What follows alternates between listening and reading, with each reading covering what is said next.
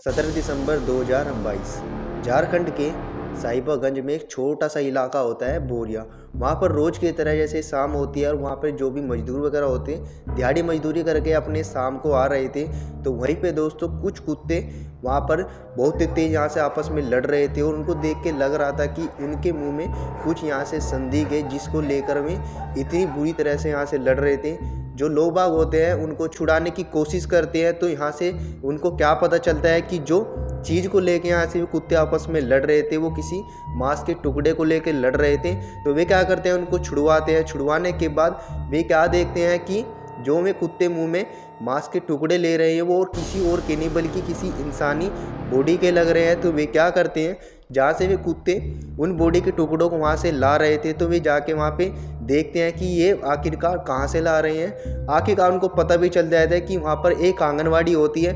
आपने देखा ही होगा वहाँ पे एक एरिया में वहाँ पर आंगनवाड़ी होती है कि जहाँ पे बच्चे पढ़ने वगैरह जाते हैं, किस तरह के सत्तू वगैरह मिलते हैं, तो वहाँ पे जाते हैं। उसी की आंगनबाड़ी के पीछे एक टूटा फूटा सा मकान होता है। अब वो टूटे फूटे घर में वहाँ पे ताला लग रहा था गेट पर उस पे गेट के नीचे इतनी जगह थी कि कुत्ते आ जा सके। तो वहाँ पर वे कुत्ते वहीं से ही उस बॉडी को ला रहे थे और काली सी पॉलीथीन होती है उसी में से ही वे बॉडी के टुकड़े को ला रहे थे। वे क्या देखते हैं कि यहाँ से ये कुछ यहाँ से अलग होता है। वे क्या करते हैं, तुरंत जो भी स्थानीय पुलिस होती है उनको इन्फॉर्म किया जाता है, पूरी सूचना बताई जाती है। पूरी यहाँ से उनको बताया जाता है कि इस तरीके से यहाँ से हमें इंसानी बॉडी के कुछ यहाँ से टुकड़े मिले हैं जो यहाँ से कुत्ते आपस में नोच नोच कर उनको खा रहे थे। जो पुलिस होती है तुरंत कार्रवाई करने के लिए यहाँ पर उस बताए हुए स्थायी पते पर पहुँचती है। आखिरकार दोस्तों जो गेट होता है जिस पे वो ताला लग रहा था उनको तोड़ा जाता है। तो जो भी पुलिस वाले थे और वहाँ पर स्थायी लोग थे उनकी भी आंखें यहाँ से चकाचौंध हो जाती है, क्योंकि वहाँ पर कम से कम यहाँ से 10 से 12 यहाँ से एक काली सी पॉलीथीन होती है, उन्हीं में यहाँ से बड़ी बड़ी पॉलीथीन में उन बॉडी के यहाँ से पीसीस पकड़े हुए थे। वहाँ पर करीबन 10 से 11 बॉडी यहाँ से बरामद की जाती है। उनको खोला जाता है तो वहाँ पर क्या पता चलता है कि बॉडी के अलग अलग हिस्से के यहाँ से पार्ट है जो वहाँ पर कुत्ते उनको नोच नोच कर खा रहे थे। ये सब यहाँ से उनको पता चल जाता है कि ये बॉडी किसी यहाँ से 25 से 20 उम्र की यहाँ से लड़की की है। ये तो कंफर्म हो गया था कि ये बॉडी किसी लड़की की है।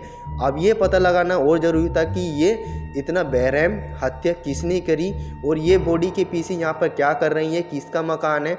आखिरकार दोस्तों ये सारी की सारी जो भी खुलासे होते हैं वो पुलिस आखिरकार कर लेती है और कहीं ना कहीं जो यहाँ से उनके माता पिता होते हैं जिसकी ये बॉडी होती है उनके माता पिता भी कहीं ना कहीं ये बात सुनकर दंग रह जाते हैं। आखिरकार दोस्तों वही केस के पीछे की डार्क स्टोरी की आपको मैं डार्क रियलिटी बताने वाला हूँ, पर उसके लिए हमें क्या करना पड़ेगा दोस्तों, पास्ट में जाना पड़ेगा कि ये कहानी कहाँ से स्टार्ट होती है और ये केस क्राइम तक कैसे पहुँचता है।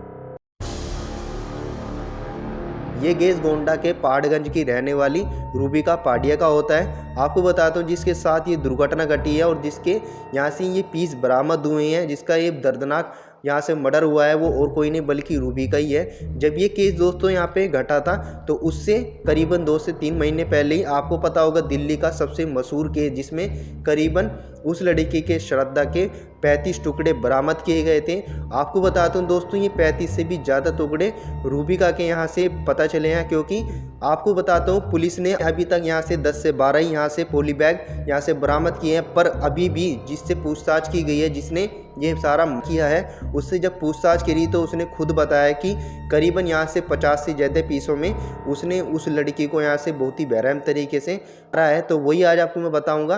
कहानी दोस्तों फिर स्टार्ट होती है रूबिका से। रूबिका होती है वो यहाँ से आदिवासी फैमिली से बिलोंग करती थी और आपको बताता हूँ जो एरिया होता है गोंडा का वो थोड़ा छटा हुआ होता है, यानी कि वहाँ पर इतनी सुविधा नहीं थी पढ़ने लिखने वगैरह की। जो रूबिका होती है वो आदिवासी फैमिली से बिलोंग करती थी और यहाँ से 22 से 23 साल की उम्र की थी। तो वहीं भी उसी बीच यहाँ से उस लड़के की एक लड़के से मुलाकात हो जाती है जिसका नाम होता है दिलशाद अंसारी। अब जो दिलशाद अंसारी होता है वो ऑलरेडी पहले ही यहाँ से शादीशुदा था और 25 साल का था, जो झारखंड के साहिबगंज का रहने वाला था। वहीं पे उसकी मुलाकात होती है दोस्तों रूबिका से। जो रूबिका होती है वो धीरे धीरे उसको पसंद करने लगती है और जो दिलशाद होता है वो भी कहीं ना कहीं उसको पसंद करने लगा था, क्योंकि वो दिखने में भी काफ़ी मतलब ठीक थी, आदिवासी फैमिली से बिलोंग करती थी। उन्हीं के दोस्तों बीच में धीरे धीरे यहाँ से करीबियाँ आना स्टार्ट हो जाती है। पर कहानी में दोस्तों एक ट्विस्ट आता है। जो दिलशाद होता है वो यहाँ से पहले ऑलरेडी शादीशुदा था, वो 25 साल का था। अब उन दोनों के बीच में काफ़ी नज़दीकी आना स्टार्ट हो जाती है, पर रूबिका को ये नहीं पता था कि जो दिलशाद है वो पहले ही ऑलरेडी शादीशुदा है। आखिरकार दोस्तों ये सब कम से कम 1 से 1.5 साल ऐसे ही चलता रहता है। चलने के बाद दोस्तों आखिरकार उसको पता चल जाता है कि ऑलरेडी ये पहले यहाँ से शादीशुदा है और उसकी पत्नी है, और करीबन उसके यहाँ से उस शादी को भी 4 से 5 महीने हो चुके हैं। वो दोबारा दोस्तों वो रूबिका से शादी करने वाला है और उसको बताता है कि मैं पहले ही यहाँ से शादीशुदा हूँ। आखिरकार ये सारी की सारी जो भी बात होती है वो रूबिका को पता चल जाती है, पर फिर भी दोस्तों जो रूबिका होती है वो दिलशाद को नहीं छोड़ती। आखिरकार दोस्तों 1.5 से 2 साल उसके साथ यहाँ से रिलेशन में रहने के बाद वो अपने पिता और परिवार के बिना मंजूरी के ही दिलशाद से शादी कर लेती है। और शादी करने के बाद दोस्तों जहाँ पे वो रहता था, यानी कि साहिबागंज, झारखंड के साहिबागंज के एक कोकटोली होती है, वहीं पे वो रहने वाला था। किराए के जैसे मकान वगैरह होते हैं वो सरकार बना के देती है, वो इस तरह के मकान में रहता था और 2nd फ्लोर पर रहता था।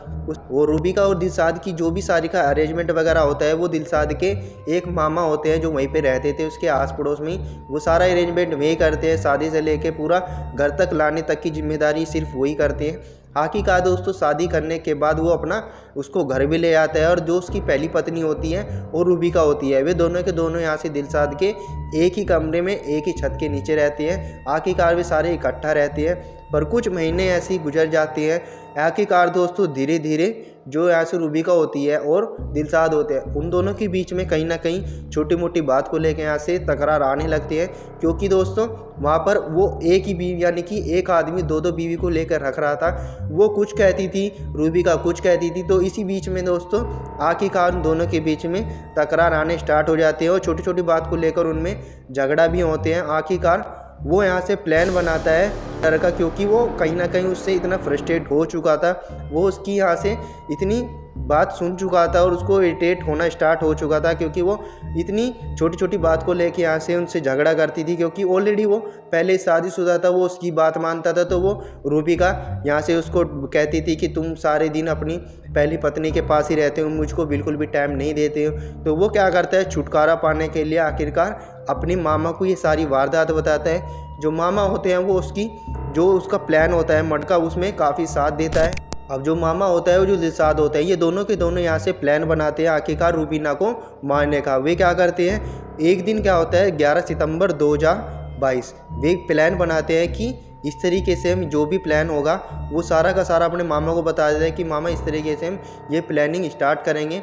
वो क्या करता है, पहले तो वो घर पे ही थी, उसकी जो पहली पत्नी होती है वो उस टाइम घर में नहीं थी, वो अपने मायके वगैरह में जा रही थी। तो उस टाइम पर दिलशाद और रूबिका ही थी पूरे घर में।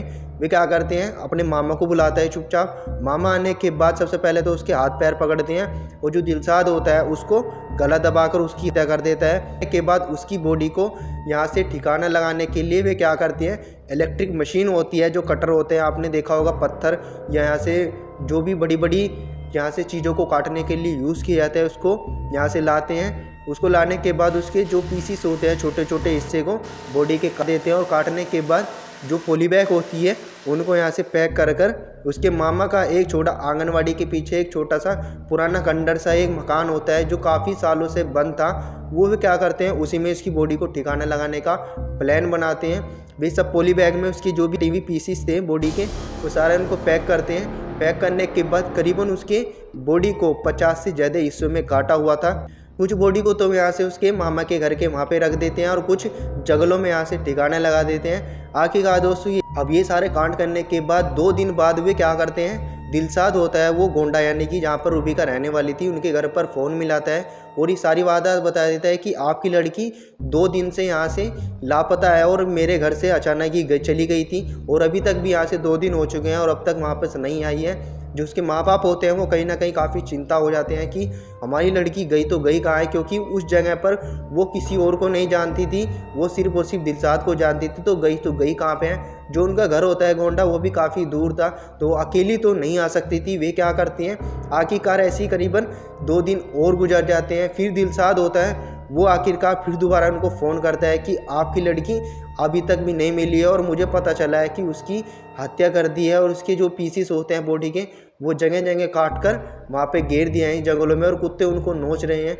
ये सब सुनने के बाद जो उसके परिवार वाले होते हैं रूबिका के, वो बहुत ही चिंता में हो जाते हैं और तुरंत जहाँ पर वो रहने वाला होता है साहिबागंज का, झारखंड में, वो वहीं पे पहुँचते हैं। सारी वारदात होते हैं और जैसे मैंने आपको बताया था, वे क्या करते हैं, जो भी आसपास के लोग होते हैं उनको पता चलता है, क्योंकि जो बॉडी के हिस्से थे, यानी कि जो बॉडी के हिस्से थे, कुछ तो उन्होंने अपने मामा के घर पे कह दिए थे, कुछ जंगलों में फेंक दिए थे, जिससे कि जो कुत्ते वगैरह होते हैं वो उनके पीसेस को उठा कर गाँव में ला कर उनको नोच नोच कर खा रहे थे। जैसे ही लोग बागों को, वहाँ पर आसपास के लोगों को पता चलता है, वे तुरंत बताते हैं कि ये जो भी कुत्ते खा रहे हैं वो किसी इंसानी बॉडी के हैं। पुलिस को फ़ोन किया जाता है, सारी वारदात की जाती है।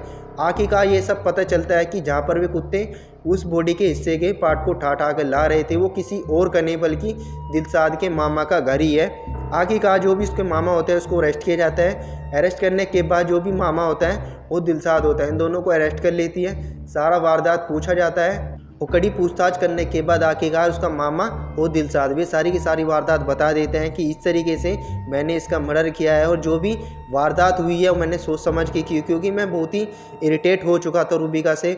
मैं उससे कुछ कहना चाहता था तो वो मुझे कुछ कहती थी। ऐसी तरीके से हमारे दोनों के बीच में यहाँ से दरार आना स्टार्ट हो चुकी थी। वो सारा वारदात बता देता है। दोस्तों पुलिस होती है, वो उसको अरेस्ट कर लेती है, दिलशाद को और उसके मामा को। आखिरकार ये दोनों के दोनों फिलहाल अब जेल में हैं और अपनी सज़ा काट रहे हैं। ये दोस्तों केस आपको कैसा लगा कमेंट करके बताना। और दोस्तों यदि आप भी साहिबागंज या यहाँ से झारखंड के रहने वाले हो और ये वीडियो आप तक पहुँच रही है तो यहाँ से कमेंट करके बताना। ऐसी वीडियो देखने के लिए लाइक से सब्सक्राइब कर लेना। मिलते हैं किसी और क्राइम से रिलेटेड वीडियो के साथ। तब तक अपना ध्यान रखें, सतर्क रहें, देखते रहें easy tech channel. Take care and bye.